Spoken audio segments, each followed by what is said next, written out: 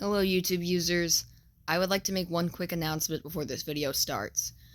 So after you've seen my video of me beating After Alterna in Splatoon 3 while defeating every enemy, I decided to not do any other challenges with that level. So the Splatoon 3 Minputs challenge for After Alterna, as well as No Joystick, both of those videos are going to be called off for the foreseeable future because I don't want to do those levels.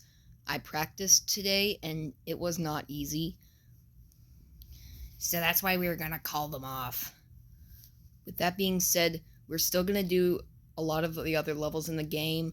We'll skip a few, but other than that, we're going to keep our videos coming.